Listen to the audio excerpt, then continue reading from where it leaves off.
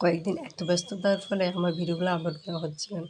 তো ওইদিন আমাদের খাওয়ান, আর ওইদিন ঠিক ১২টার দিকে মালিক হাজির। আর বৌদিরা অনেকেরা সবাই রেডি হয়ে বেরিয়ে যাচ্ছে। আর ওইদিন যদি মালিক আসে ওই সময়, তাহলে কী করবে? আর আমি একটু লেট ছিলাম। তো আমার কাছে সব কাজ দিয়ে সবাই চলে গেছে।